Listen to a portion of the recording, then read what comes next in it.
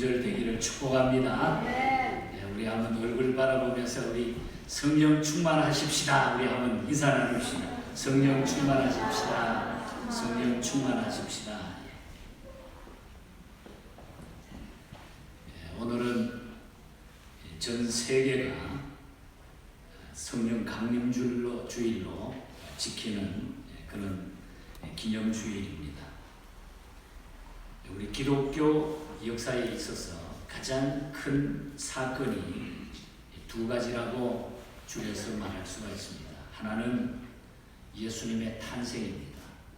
예수님의 탄생을 통해서 죽음과 부활의 역사가 나타나게 되죠. 그리고 다른 하나는 성령 강림입니다. 신약 성경을 보면은 예수님 탄생이 주제로 되어 있습니다. 그만큼 예수님의 탄생은 굉장한 사건이었기 때문입니다. 그리고 예수님이 이 땅에 오셔서 십자가에 못 박혀 죽으시고 부활 후에 승천한 후에 이 땅에 성령이 강림한 사건이 나타납니다. 예수님이 하늘로 가시고 성령이 강림한 이 사건은 그 다음에 중요한 사건이 되는 거죠. 그리고 이 성령 강림을 통해서 교회가 탄생된 것도 이 성령 강림으로부터 시작이 됐다고 하는 것, 우리는 분명히 알고 성령 강림에 대한 중요함을 우리는 알아야 됩니다.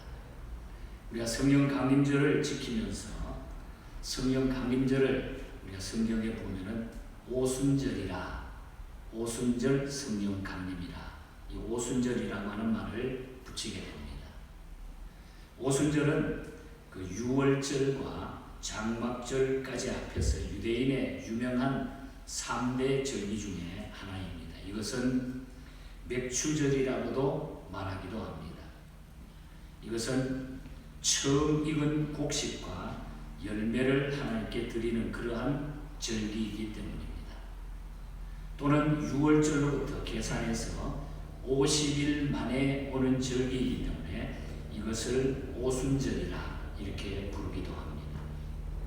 성경 원문에 보면 그래서 이 오순절을 펜테코스테라고 하는 단어, 펜테코스테, 50이라고 하는 그런 숫자입니다. 이 50이라고 하는 숫자는 펜테코스테라고 하는 이 말은 성경에서 몇 가지 의미를 중요하게 함축하고 있다는 것입니다. 하나는 모세와 이스라엘 백성이 애국을 탈출하여 시내산에서 계명을 받은 것이 50일간입니다. 즉 우상과 노예의 사슬에서 해방되어 하나님의 법을 따라 살게 된 기간을 이야기하고 있습니다. 성령 강림이 부활 후 50일에 생겼다고 하는 성경적인 함축성은 죄에서 죽고 그리스도에게서 다시 살게 되었다고 하는 구원의 의미를 내포하고 있는 것입니다. 그래서 성령 받으면 제일 먼저 예수 그리스도를 시인하고 구원을 인정하게 된다는 것입니다. 그리고 이 50이라고 하는 숫자는 성경의 또 하나의 중요한 사건을 보면은 이스라엘 백성이 가나안 땅에 들어가서 농경 생활을 하면서 곡식을 잘라가지고 탈곡을 끝내는 추수하는 수확의 기간이 50일이었습니다. 따라서 성령 강림이 부활 후 50일에 생겼다고 하는 성경적인 이 함축성은 열매를 거두는 일이 완성되었다, 추수했다 하는 그런 의미인 것입니다.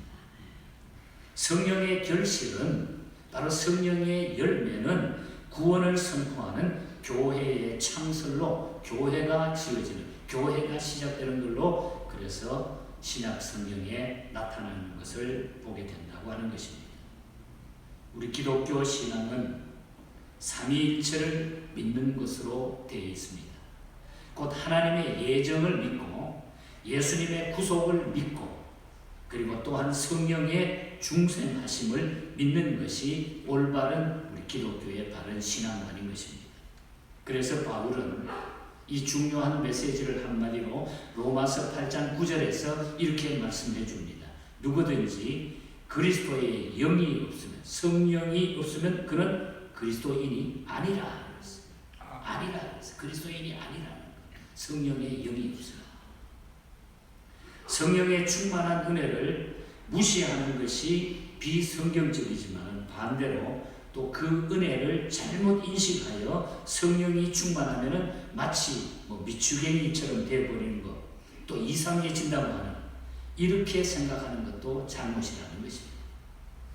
그러므로 우리는 성령 충만이 무엇인지 똑바로 아는 동시에 또한 그 은혜를 받아 그야말로 온전한 그리스도인이 되어서 축복받는 생활을 해야 되는 것이 당연한 우리의 삶이라고 믿어지는 것입니다. 그래서 저는 오늘 가장 기본적인, 많이 들었던 얘기지만 가장 기본적인 성령 강림의 의의를 오늘 성령 강림 주일에 다시 한번 우리 성도들과 나누기를 원합니다. 첫 번째로 기억할 것은 먼저 성령의 5가지 상징에 대해서, 성령의 상징에 대해서 성경이 성령을 무엇으로 이야기하는가, 이 상징에 대해서 5가지만 말씀을 드립니다. 첫째는 요한복음 7장 39절에 보면은 생수와 같이 임하는 성령이라. 성령을 생수와 같다. 생수라고 하는 것은 성령에 의미합니다. 성령의 역사를 물같이 받은 사람은 목마르지 아니하고 은혜가 넘치는 생활을 하게 된다고 하는 것을 이야기하고 있는 것입니다. 또 부정한 것을 씹는 것을 말합니다. 부정한 것을 물로 씹는다는 것이죠. 진정한 만족을 얻게 된다는 것입니다. 부정한 것을 씹고 만족을 얻게 한다. 그래서 생수와 같다. 우리가 목마를 때 생수는 대단히 우리에게 중요하잖아요. 성령을 생수와 같다. 두 번째는 성령을 기름과 같이 임하는 성령이라. 기름으로 얘기했습니다. 야고보서 5장 14절에 또 마태복음 25장의 열처녀 비유 가운데도 나타납니다. 기름은 아픈 것을 낫게 하기도 하고 또 온유한 성품을 갖게 하는 것을 성령은 상징하고 있습니다. 상처에 발라서 고치는 약용으로도 기름이 쓰였고, 죄에 상한 심령이 성령의 기름을 발라서 고침받는다는 사실이죠. 우리가 성령 받을 때, 성령 충만할 때 우리의 모든 아픔과 상처가 치유될 수 있다는 것입니다. 그리고 세 번째로는 성령은 바람과 같이 임하는 성령이라. 바람으로 이야기한 적도 있습니다. 에스겔서 37장 10절에도 또 요한복음 3장 1절 이하에도 니고데모를 통하여 성령은 바람같이든 이야기도 했습니다. 이것은 죽은 영을 소생시키고 죄인을 거듭나게 하는 것을 상징하고 있는 것입니다. 마른 뼈들이 일어나게 됩니다. 죽은 마른 뼈들이 성령의 영을 통해서 그냥 용기 있게 생명을 가지고 나타나는, 큰 군대로 나타나는 에스겔 골짜기 마른 뼈들과 같다. 우리들에게 성령의 영이, 하나님의 영이 임하면 살아나게 된다는 거죠. 바람과 같이 임하는 성령. 그리고 네 번째는 비둘기로 표시하기도 했습니다. 복음서에 보면 요단강에서 예수님이 요한에게 세례를 받으실 때에 받고 난 다음에 성령이 비둘기 모양으로 예수님 위에 머물렀다, 이렇게 기록하고 있습니다. 비둘기는 평화를 상징합니다. 성령을 비둘기로 상징한 것은 이제부터 시작되는 예수님의 메시아 사역이 유대인들이 기대하는 것처럼 전쟁을 일으키는 그런 메시아가 아니라 평화를 주는 것을 의미한다고 하는 그런 의미입니다. 하나님과 사람 사이, 사람과 사람 사이, 사람과 우주 사이에 평화를 가져다 주는 것이 성령의 역사인 것입니다. 그래서 우리가 성령 충만하고 성령 충만한 사람, 성령 받은 사람에게는 항상 평화가 계속된다. 평화는 우리 주님이 주시는 겁니다. 성령께서 인도하실 때에 우리는 평화를 누리게 됩니다. 그리고 다섯 번째는 불같이 임하는 성령. 불로 말한 적이 많이 있습니다. 사도행전 2장 3절에도 그리고 이것은 비겁한 자들에게 용기를 주고 약한 자에게 힘을 공급하는 것을 말해요. 불같이 임한다고 하는 것. 모세는 호렙산 딸기나무 불을 보고 용기를 얻었죠. 불타는 그 모습을. 베드로는 비겁한 겁쟁이였습니다. 3번이나 예수님을 부인했습니다. 혈기의 사람이었습니다. 그러나 그가 성령이 임할 때에 변화가 됐다는 거죠. 성령 충만을 받을 때에 불같은 성령이 우리에게 임할 때에 변화의 역사가 일어나게 된다. 우리가 성령 충만이 받으면 우리의 삶이 변할 수밖에 없습니다. 이것이 오늘 성령이 우리에게 상징해 주는 성령의 모습인 것입니다. 그 다음에 두 번째로 오늘 성령 강림의 의의를 말씀드리고 싶으면서, 성령은 그러면은 이런 성령님이 우리 인간의 어떤 면에 역사하는가, 성령의 역사, 어떤 면에 역사하는가. 우리 인간의 활동은 심리학적으로 주로 3가지 면에 활동하고 있는 것입니다. 그러므로 성령께서도 우리 인간의 3가지 면에서 주로 역사한다고 우리가 볼 수가 있어요. 그래서 성경에 보면은 성령은 육체와 영혼에 역사하신다 그랬어요. 사도행전 2장 17절을 보면은 내가 말세에 내 영으로 모든 육체에 부어주리니, 그래서 내가 내 영으로 말세에 모든 육체에 부어주시리니. 왜 모든 육체에 부어주신다고 했을까요? 그것은 우리 인간이 육체 생활에 안 좋은 것들을 다 제거하고 정말 인간다운 인간 생활을 하게 하시기 위한 것입니다. 그래서 우리가 성령 충만 받으면 우리가 육체에도 놀라운 변화가 일어나게 되어 있다. 그렇지 않으면 우리는 잘못된 신앙이라는 거죠. 정말 인간다운 인간의 생활을 하기 위해서 육체에 성령을 부어주노라. 우리가 잘 아는 갈라디아서 5장 19절에서 23절에 보면은 육체의 일은 현저하니 곧 음행과 더러운 것과 호색과 우상숭배와 술수와 원수 맺는 것과 시기와 분냄과 당짓는 것과 분리하는 것, 이단, 투기, 술취함, 방탕 등등이라고 했어요. 그러나 이러한 것들이 있는 곳에, 그러한 더럽고 누추한 그곳에 성령께서 임하시게 되면 그 다음 말씀이 오직 성령이 너희에게 임하시면 성령의 열매는 사랑과 희락과 평화와 오래 참음과 자비와 양성과 충성과 온유와 절제니, 성령의 9가지 열매가 나타나게 된다는 거죠. 우리 육체에 성령을 부어줄 때에 오늘 우리의 삶이 바꾸어진다. 그래서 우리가 성령 충만을 받아야 돼요. 성령의 인도함이 아니면 우리가 변할 수가 없는 거예요. 내 고집, 내 생각이 아니라는 거예요. 성령의 역사는 우리 인간 육체 모든 부분에 역사하시는 것입니다. 성령 충만을 받으면 인간의 잘못된 고집, 생각 모든 것을 고칠 수 있습니다. 달라집니다. 변화가 오게 되어 있습니다. 우리 한번 따라합시다. 변화가 옵니다. 달라집니다. 성령 충만하셔서 변하시고 달라지는 복을 얻기를 축복합니다. 그리고 사도행전 2장 18절을 보면은 그때에 내가 내 영으로 내 남종과 여종에게 부어주리니, 부어주리니. 이것은 하나님께서 어떤 사명을 주셔서 이를 이루게 하시는데 성령께서는 영적인 면에 또한 역사하신다고 하는 그런 얘기예요. 육체적인 면에 역사하시지만 영적인 면에 성령께서 역사하신다는 거죠. 기도 많이 하는 분들은 그래서 성령의 역사를 순간순간 체험하게 되는 겁니다. 그리고 그 성령의 역사를 체험하기 때문에 하나님이 두렵지 사람이 두렵지 않는다는 거죠. 오늘 우리는 영적인 면에 역사하시는 이 성령님을 우리가 붙들고 하나님 앞에 기도하시고 우리의 영과 육이 건강한 모습으로 이 시대를 이겨나갈 수 있기를 주님 이름으로 축복합니다. 우리 기독교 역사 가운데 조그만 단락의 한 페이지 글을 제가 읽었습니다. 우리나라 외정시대 때 일본군이 와가지고 우리나라를 점령하고 있을 외정시대 때에 숙명학교 교장으로 일본 사람이 와가지고 학교를 지고 있었죠. 숙명여고가 역사가 오래된 학교잖아요. 이하여고도 물론 오래된 학교지만 그 숙명학교 교장으로 노무라 히리노스케라고 하는 일본 사람이 그 교장으로 있습니다. 그런 일본인의 학점하에서 우리 한국 사람들을 애국자들을 많이 도와준 사람이에요. 그래 그 당시에 우리 한국에 있는 분들이 전부 이름을 일본 이름으로 막 개명했잖아요.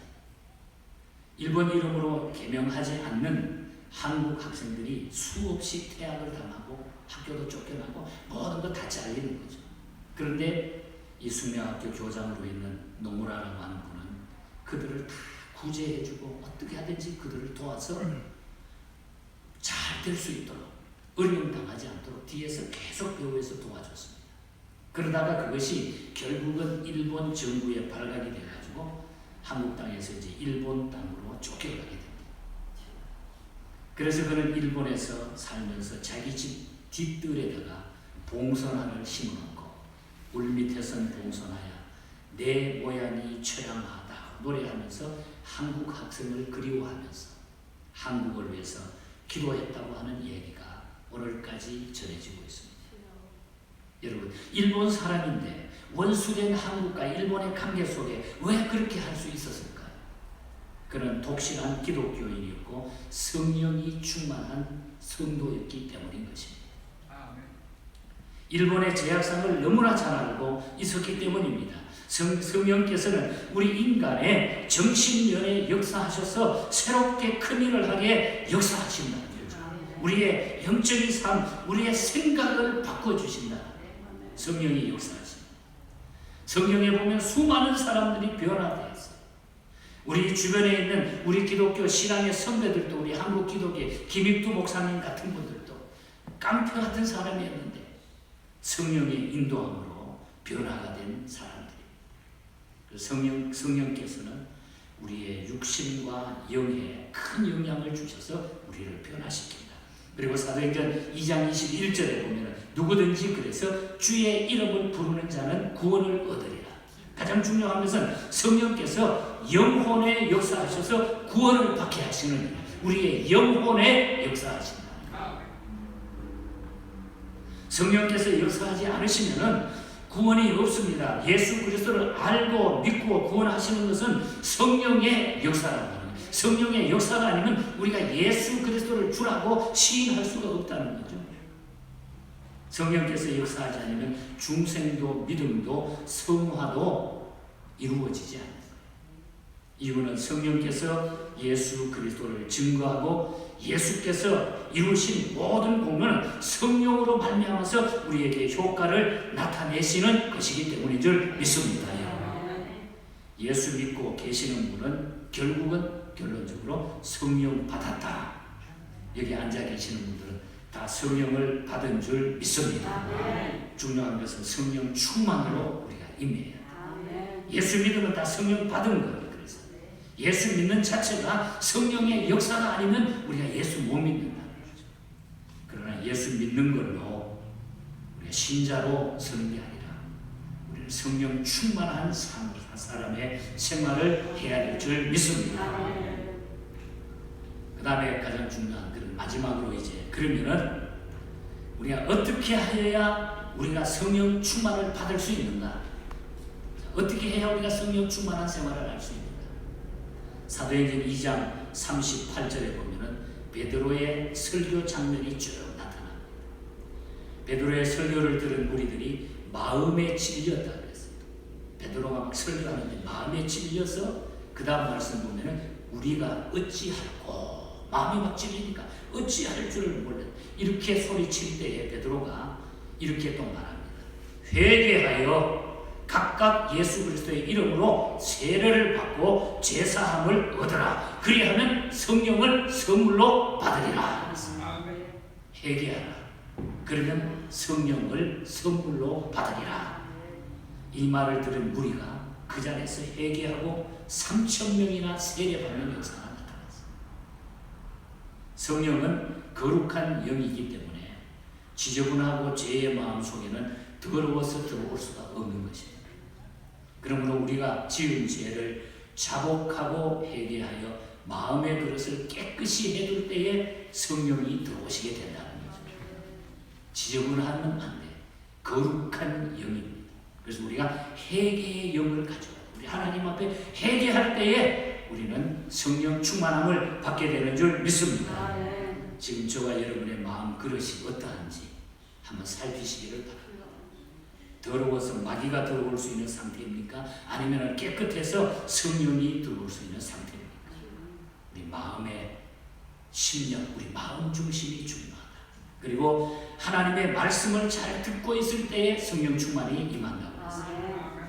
사도행전 10장 44절에 보면 고넬료 가정에 베드로를 청해가지고 말씀을 들었는데 이 말씀을 듣는 모든 사람들이 성령이 내려오셔서 성령 충만함을 받았다고 했습니다. 말씀이 없는 신앙은 고무풍선같이 뻥하고 터지게 돼 있어요. 뻥이에요. 뻥이에요. 뻥. 말씀 없는 신앙은 뻥이에요. 자기가 그냥 해석하고 자기가 이야기하고 자기가 떠드는 거지. 뻥이에요. 뻥.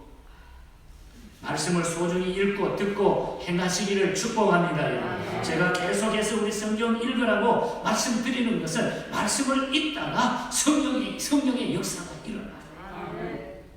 제가 이 팬데믹 기간 동안에 부끄러운 얘기지만 목사가 그동안 성경 열심히 못 읽다가 이 팬데믹 기간 동안에 성경에 묻혀서 막 읽다가 보니까 하나님이 역사해 주는데 제 마음에 부담되었던 것 모든 것들이 자유함을 얻게 되더라고요.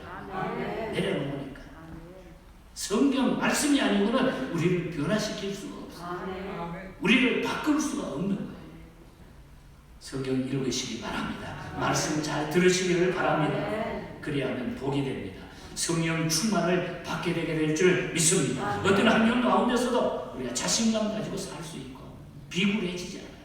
오늘 그리스도인들은 왜? 하나님이 나의 아버지신데 하나님이 나와 함께 하시는데 하나님이 인도하시는데 뭐가 두려움이 있어? 그리고 순종할 때입니다. 성령 충만은 순종할 때. 사도행전 5장 32절에 보면 하나님께서 자기를 순종하는 자에게 성령을 주신다 약속했습니다. 순종하는 자에게 하나님의 주신 명령에 순종하십시다. 말씀에 순종하십시다. 그래서 성령 충만을 받으시기를 축복합니다. 그리고 네 번째는 찬송 부를 때에 성령 충만이 임한다. 사도행전 16장 25절 이하 유명한 말씀 나오죠. 바울과 실라가 빌보 감옥에 갇혀 있을 때 찬송을 불렀습니다. 그때에 이에 호련히 큰 지진이 나서 옥토가 움직이고 문이 곧 열림에 모든 사람의 매인 것이 다 벗어진지라. 다 벗어진지라. 성령의 역사입니다. 찬송할 때 성령이 충만히 임했습니다. 찬송 열심히 하십니다. 정말 주님을 찬송하는 데 최선을 다하셔야 돼요. 목소리가 문제가 아니라 내 중심이 어떤 모습으로 주님을 찬송하느냐. 요한 웨슬레 목사님이 그런 이야기를 했습니다. 찬송할 때 성령 충만이 임하기 때문에 찬송할 때 6가지 방법과 6가지 자세를 이야기했어요. 3,000여 편 이상 되는 찬송시를 쓰신 분이에요. 첫 번째로 이야기했던 것이 모두 다 함께, 모두 다 함께. 찬양할 때 우리 모두 다 함께 찬양해야 돼요. 오늘 아침에 우리 예배 전에 두 곡 찬양하는데 얼마나 은혜가 되는지 모두 다 함께 마음을 합해서 테너도 하고 베이스도 하고 소프라노도 하고 여러분이 하고 싶은 대로 함께 우리가 마음을 모아 찬양할 때 하나님의 역사와 성령의 충만함이 나타나게 될 줄 믿습니다. 그리고 열심히 용감 당당하게 하라고 했어요. 찬양 열심히 하고 용감하게 하라고 했어요. 그리고 반쯤 죽어가는 소리를 절대 하지 마. 반쯤 죽어가는 소리. 그걸 아주 경계했습니다. 그리고 겸손히 가락에 맞추어서 혼자 하지 말고 가락에 맞추어서 작곡자가 어떻게 의도했는지 맞추어서 그 작시자가 어떻게 만들었는지 겸손히 가락에 맞추어서 함께 하라. 그리고 느리지 않게 하라.